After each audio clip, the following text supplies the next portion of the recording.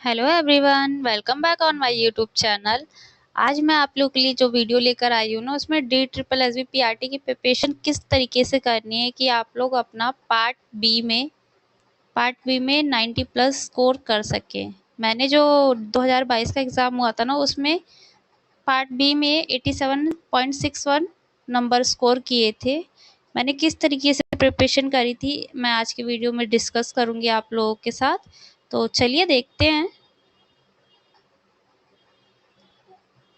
Part B जो था ना, उस टाइम पे ज़्यादा टाइम मुझे मिला नहीं था पार्ट बी, या आप लोग ए के लिए भी कह सकते हैं। तो मैंने सिर्फ 2 मंथ में अपनी पार्ट बी की प्रिपरेशन बहुत अच्छे से करी थी, जिसकी वजह से पार्ट ए पे मैंने बहुत फोकस नहीं किया था। तो पार्ट ए मेरा जो था काफ़ी ही बेकार नंबरों से स्कोर हुआ था, नहीं क्या अच्छा नहीं हुआ था मतलब। लेकिन पार्ट बी बहुत अच्छे नंबरों से मैंने प्रिपरेशन करी थी। मैं 90 प्लस मान के चल रही थी, लेकिन उस टाइम पे ना क्वेश्चंस कुछ ऐसे थे ना, जिसे हम आउट ऑफ द सिलेबस या आउट ऑफ द बॉक्स कह सकते हैं। तो मैंने उन क्वेश्चंस को स्किप करना ही बेटर समझा था, या मेरे 2-3 क्वेश्चन गलत हो गए, इस वजह से मेरे 87 इतने ही आ पाए थे। तो मैंने क्या प्रिपेयर किया था, मैं आप लोगों को बताती हूँ। मेरे पास 2 मंथ का टाइम था। मैंने नोट्स प्रिपेयर कर रखे थे अपने सीटेड टाइम पे ही, थ्योरीज के हो गए, या थ्योरी सारी कर रखी थी ऑलरेडी मैंने। सारी थ्योरी जितनी होती है मस्ट होती है कि किस तरीके से थ्योरी आपको अप्लाई करनी आनी चाहिए, कैसे अप्लाई करनी है, किस तरीके से कौन सी थ्योरी से क्वेश्चन पुट आउट हो रहे हैं, ये चीज़ें आप लोगों को प्रीवियस ईयर से ही पता चलेंगी। तो मस्ट है आप लोग प्रीवियस ईयर साथ साथ करते जाइए और उनको अच्छे से एनालाइज करते जाइए। ये चीज़ें मैंने करी थी उस टाइम पे।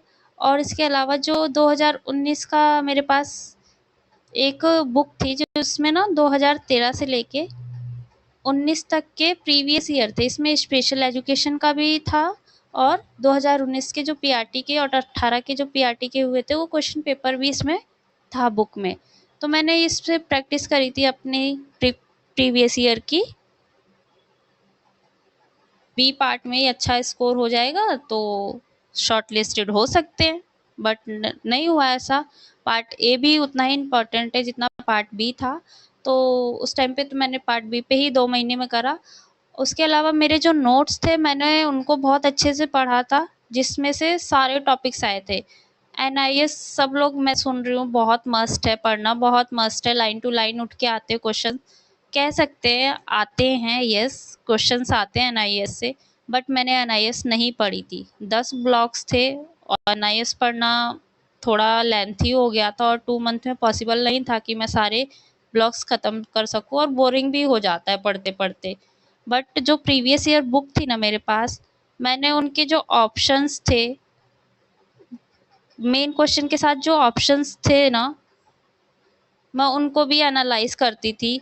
अलग से मैंने नोटबुक ले रखी थी, जिस पे मैंने सारे ऑप्शंस के भी एक्सप्लेनेशन लिखती थी जो मुझे नहीं पता थे। मतलब नोट डाउन कर लेती थी, और उनको अच्छे से या तो गूगल करके उनके आंसर ढूंढ लेती थी, या तो मेरे पास बहुत सारी बुक्स पड़ी हुई थी, तो उनमें से अगर वो टॉपिक्स कवर होते थे, मैं उनमें से कर लेती थी। इस तरीके से मैंने पार्ट बी में ना स्कोर अच्छा कर लिया था, और सारे कवर कर लिए थे सारे, मतलब जो मेन टॉपिक्स होते हैं ना, मेन टॉपिक्स मैंने वो सारे कवर कर लिए थे, जो इवन एनआईएस के भी आप लोगों के उसमें कवर थे। तो मैंने एनआईएस तो नहीं पढ़ी थी, पॉसिबल नहीं था 2 मंथ में पढ़ना। तो टॉपिक्स सारे कवर हो चुके थे, बहुत अच्छे से कवर हो चुके थे। और मेनली जो डी ट्रिपल एस बी का एग्ज़ाम होता है ना, कोई सा भी एग्ज़ाम हो जिसमें साइकोलॉजी या एजुकेशनल से रिलेटेड जो पार्ट बी में हमारा पूछा जाता है, उसमें सारे ना अप्लाई बेस्ड आते हैं, अप्लाइड बेस्ड आती हैं सारी चीज़ें। फैक्ट वाले आपको अगर 100 में से 10 या 15 क्वेश्चंस ऐसे मिलेंगे जिसके डायरेक्ट आंसर आप लोगों को देखने को मिल सकते हैं। अदरवाइज तो सब कुछ अप्लाइड ही आता है, चाहे वो आपका आरटीई हो, या कोई पॉलिसी हो, एनईपी हो, कोई सी भी, सब में से अप्लाई क्वेश्चन पूछा जाता है, अप्लाइड बेस्ड। तो मस्ट है आप लोगों को थ्योरीज़ को अप्लाई करना आना चाहिए। जो टॉपिक्स है मेन उसको आप लोगों ने बहुत अच्छे से कवर किया हो तो आप लोग कर सकते हैं। एनआईएस पढ़ना अगर आप लोगों के पास टाइम है, हाँ यस आप लोगों के टाइम है। अभी आपका पेपर कहीं ना हमें कहीं मार्च या अप्रैल में देखने को मिल सकता है। अगर DSSS भी इसी तरीके से एक्टिव रहा तो मार्च अप्रैल में हो जाएगा। तो इतना टाइम इनफ है कि आप दोनों पार्ट को अच्छे से प्रिपेयर कर सकते हैं।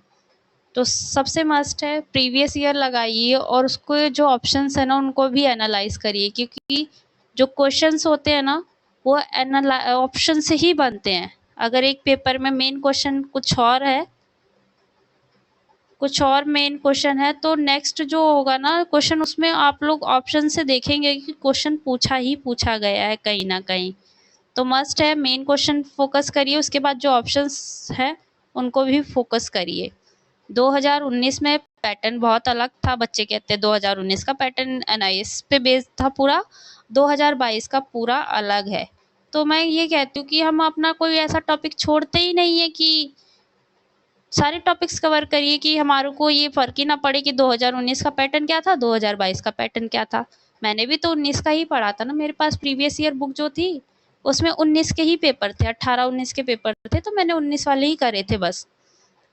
लेकिन पैटर्न 2022 में बिल्कुल चेंज था, अलग अलग तरीके से क्वेश्चन पुट आउट हुए थे, तो मैंने अटेम्प्ट कर लिया था। क्यों? क्योंकि मैंने अपने सारे टॉपिक्स उस तरीके से क्लियरिटी से क्लियर कर रखे थे कि मुझे इशू ही नहीं पड़ा किसी चीज़ में कि मैं अफ़सोस करूँ कि ये चीज़ नहीं पूछी गई। 2019 में ये चीज़ पूछी गई थी, पेपर में ये टॉपिक्स मेंशन थे, ये हुआ था, और 2022 में उस तरीके से क्वेश्चन नहीं पूछा गया है। तो इस चीज़ को रिग्रेट करने से कोई फ़ायदा नहीं होता बाद में। इससे अच्छा है कि सारे जो मेन टॉपिक्स हैं, जो थ्योरीज़ हैं, उनको अप्लाई करना, अच्छे से कॉन्सेप्चुअल समझो, अच्छे से किस तरीके से क्या होने वाला है इस थ्योरी में या इस क्वेश्चन में, तो उन चीज़ों को आप पढ़िए। इवन आप लोगों के पास, अगर आप लोगों ने अभी स्टार्ट किया है तो 10 घंटे से 12 घंटे तो आप लोग पढ़ ही सकते हैं, अगर आप लोगों ने आउट ऑफ नोटिफिकेशन आउट होने के बाद स्टडी स्टार्ट करी है। अगर आपकी ऑलरेडी हो रखी है तो आप 7 से 8 घंटे डेली पढ़िए। इतना टाइम तो देना पड़ेगा। सिलेक्शन लेना है तो भाई 70 है सैलरी इन अभी के टाइम पे, उसमें से कट होके कुछ 62 के अराउंड मिलती है आप लोगों को, तो क्या जाता है पढ़ने में। पढ़िए अच्छे से, ताकि मेरी तरह और मैं तो यही कहूँगी, अगर आप लोग पार्ट बी को जितना टाइम दे रहे हैं ना उससे थोड़ा सा ज़्यादा ही एक्स्ट्रा टाइम पार्ट ए को दीजिए, क्योंकि पार्ट ए में बहुत सारे चीज़ें होती हैं जो हमसे कवर करने में टाइम लेती हैं। पार्ट बी भी मस्ट है, पार्ट बी भी अच्छे से करिए, टाइम को अच्छे से मैनेज करके चलिए। टाइम मैनेजमेंट मस्ट है आप लोगों का प्रिपरेशन में।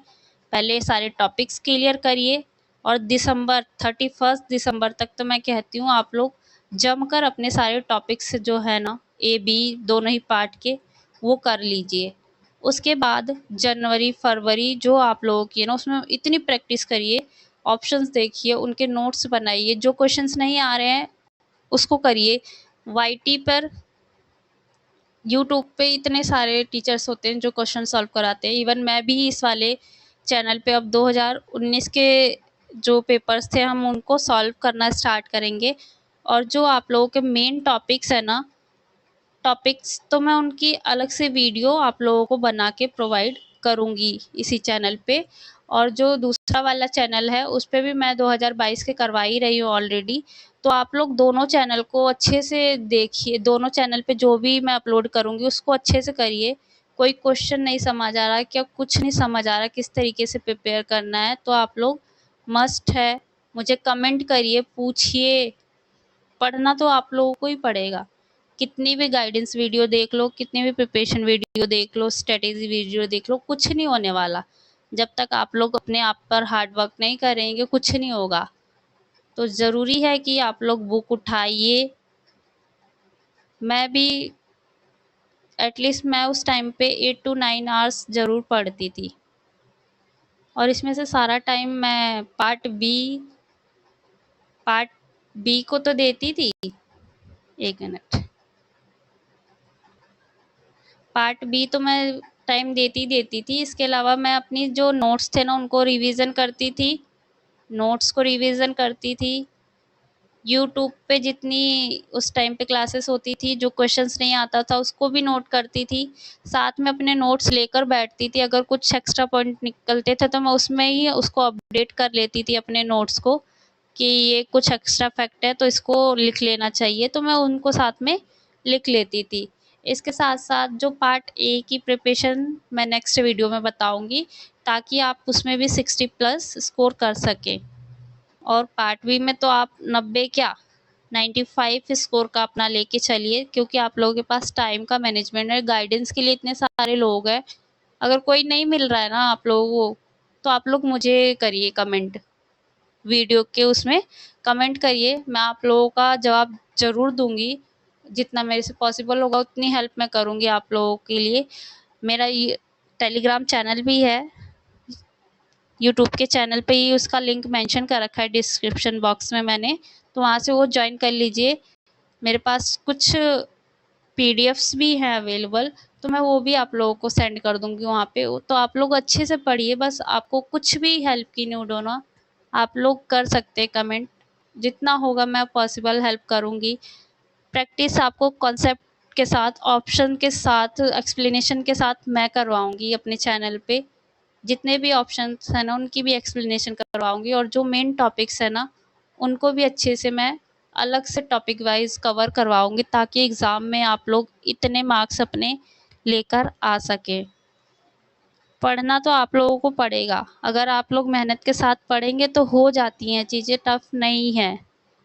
बस सही गाइडेंस की ज़रूरत है, और उस गाइडेंस को फॉलो करना आप लोगों की रिस्पॉन्सिबिलिटी है। जितना आप करेंगे उतना आप लोगों के लिए ही बेनिफिट होगा, दूसरों के लिए नहीं होगा।